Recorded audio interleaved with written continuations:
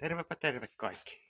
Tällä kertaa ollaan Tiilikanjärven kansallispuistossa ja tarkoituksena kiertää tuo Tiilikan kierto 18 kilsaa.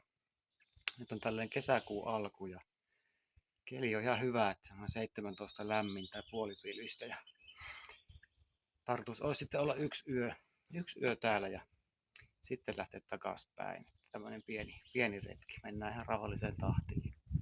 Katsellaan maisemia ja silleen. Tervetuloa mukaan.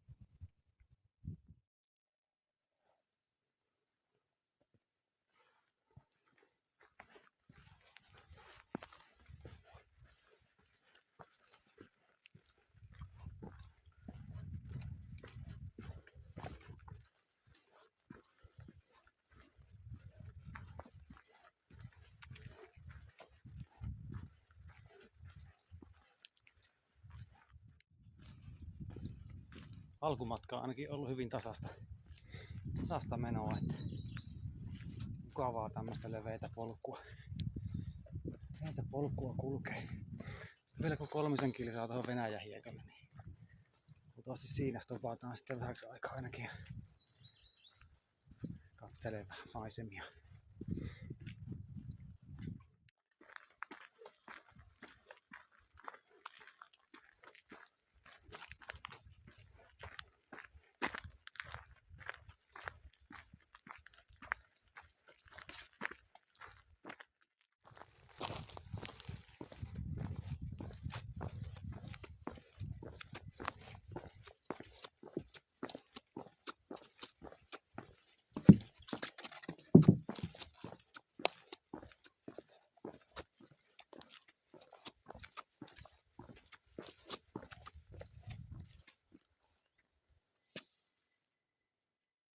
Tosiaan varusteesta sen verran, että lähdettiin sille aika kevyillä varusteilla tänne, kun on kuitenkin suhkat lämmintä, että ei tarvii mitään kovin paksuja kamppeita olla mukana, turhaa painoa tuolla rinkassa sitten.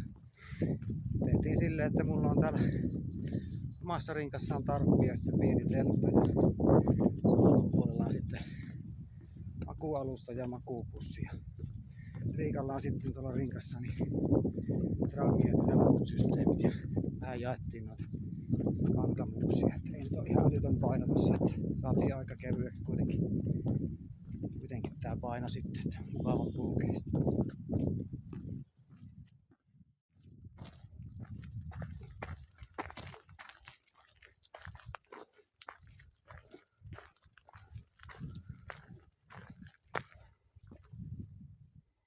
Pysähdyttiin pienelle huoltotauolle, että vähäksi aikaa rinkkaa voisi selästä, niin jaksaa kevöttää. Ja sitten jatketaan matkaa. Saavuttiin Venäjän hiekka-nimiselle paikalle. Tuulee vähän täällä, en tiedä saako sitä selvää puheesta, mutta täällä on muutamakin tämmönen notskipaikka ja aivan upeeta hiekkarantaa. Tuossa on joku puuvarasto, vessa. Yksi teltta tuolla näytti hyvältä. Hyviä telttapaikkoja myöskin.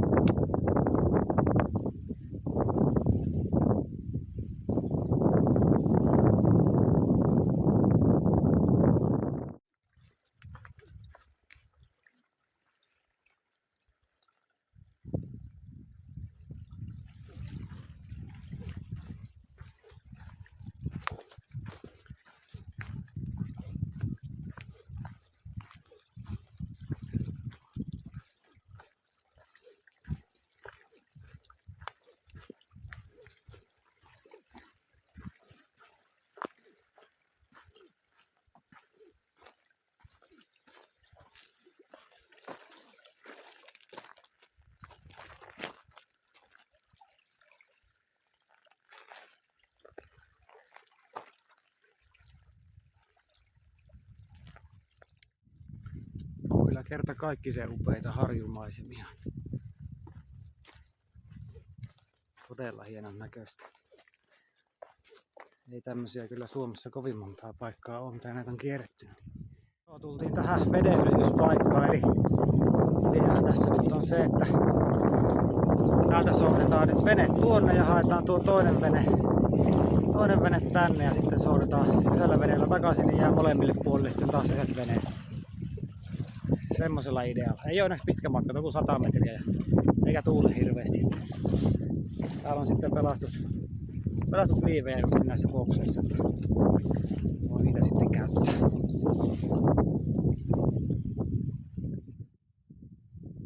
Joo, venereissusta selvittiin hyvin, saatiin molemmille puolille veneet ja päästiin itse perille. Saavuttiin nyt tähän Kosevaan ja täältä olisi tarkoitus sitten etsiä telttapaikkaa. Täälläkin on ihan hyvät systeemit, että on grillipaikat ja huussi on tuolla ja puuliiteri ja sitten on semmonen autiotupa, siellä jotain porukkaa tällä hetkellä. Tosiaan telttapaikkaa tässä etsitään, että pitäisi saada silloin semmonen paikka, että pystytään tarppi laittamaan sitten, että on luvannut aamuksi sadetta, niin saadaan vähän kamoja suojaa, kun ei mahdu telttaan sisälle. Sitä tässä mietitään. Tämmöstä täällä. Aika komeet.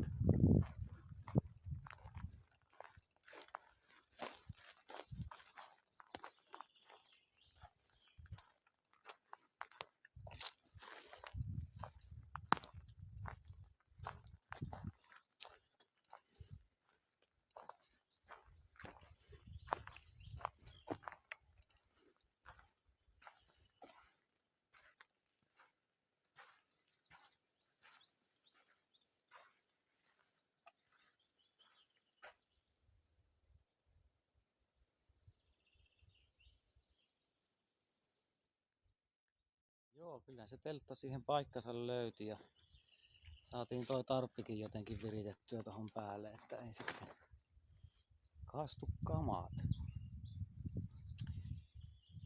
Kohta varmaan tässä ruvetaan ruokaa laittelemaan sitten. Ja vähän nälkäkin olemaan. Tähän aikaan päivästä. Tehdään trangiolla ruokaa. On tuossa toi notskikin, mutta ajateltiin niin, että paistetaan makkarat sitten illasta siinä. Niin meetwurstipastaa ja juustopastaa. Niillä mennään.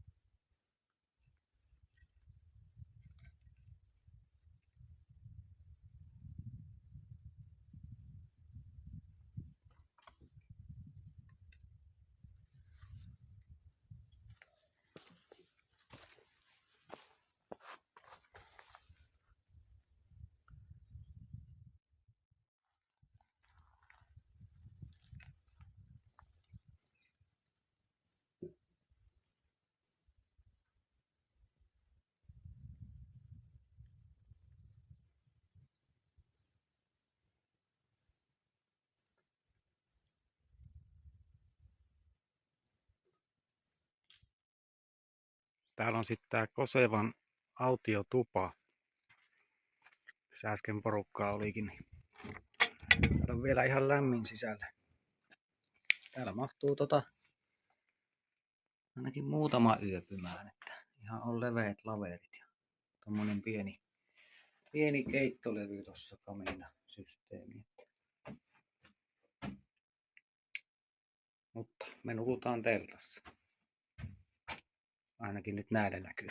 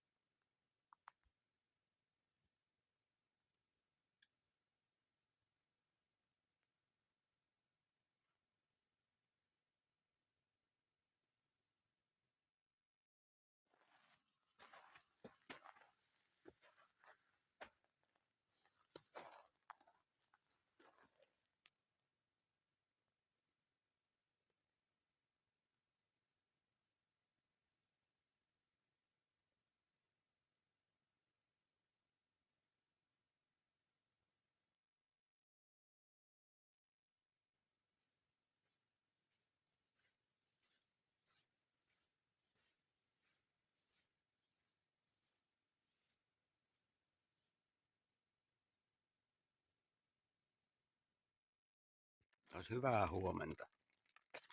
Ei tullut kyllä hirveästi nukuttua tässä yöllä, että rupesi joskus 2 aikaan tuulemaan silleen puuskittaa ja sitten alkoi vettä satamaan ja käkikin kukku siinä, oikeastaan 2 käkeä kukku kilpaa, niin ei siinä oikein tullut uni sitten. Molemmat pyörittiin vähän tossa. Ja, tää ruveta tässä aamupalaa tekemään ja eli nyt on tämmönen, mikä se on. Tästä päivä liikkeelle. Aamupalat on syöty ja lähdettiin tuosta Kosevalta kävelemään. Nyt ollaan jo tultu silleen, että ollaan suunnilleen tämän reissun puolivälissä. Noin. Tarkkaan en tiedä. Mutta joo, vähän vettä ripsiä. Jouduttiin rinkkoihin laittaa noin sadesuojat varusko. Ei tiedä miten sitä tulee, mutta ei nyt vielä ainakaan paljon.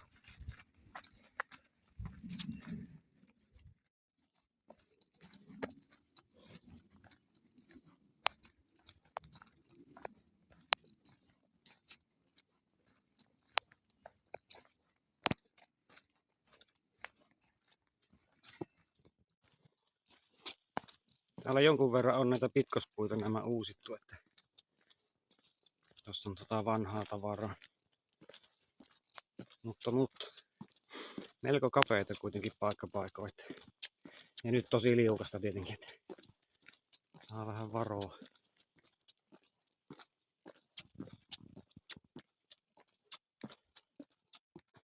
Saavuttiin Koirakiven taukopaikalle. Tää on tämmösen suolaajassa tässä. Ja niin hiekkarantaa täälläkin on aika hienon näköistä. Ja sitten on tulipaikkaa löytyy.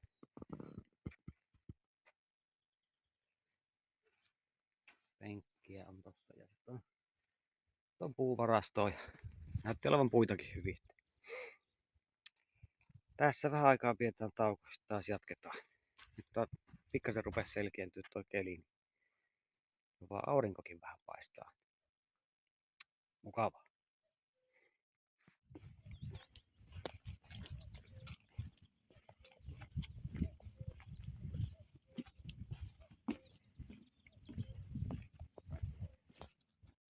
Tultiin taas tämmöiselle autiotuvalle. Tää on ihan tämmönen vanha pihapiiri. Täällä jotain rakennuksia on ja sitten täällä on tämmönen tupa. Tää on oikein porstua ja täällä mahtuu kyllä ihan sitten isompikin sakki oleskelemaan. Siinä on vanha oikein kunnon leiliuuni. Ei oo kylläkään käytössä, mutta siis se mitä siitä on jäljellä. Aika makeita paikkoja.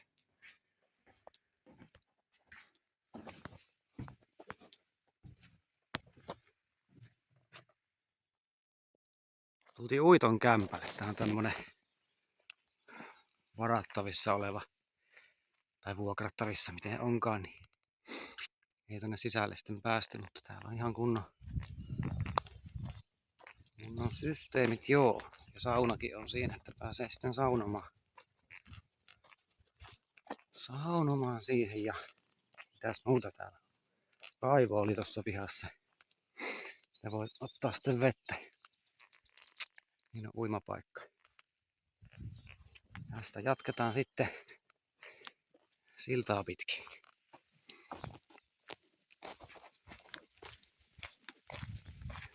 Vähän tossa taas ukkonen äsken jyristä, että en tiedä. Toivottavasti ei nouse ihan hirveän myräkkä.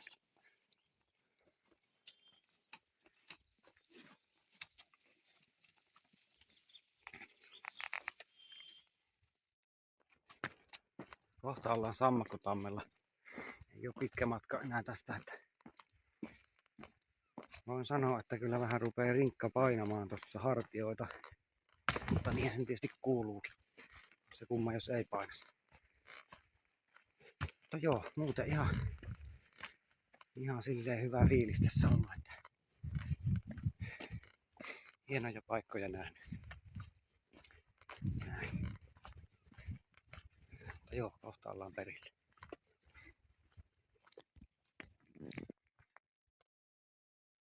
Joo, nyt tultiin tähän Sammakkotammelle, niin Tiilikan kierto suoritettu.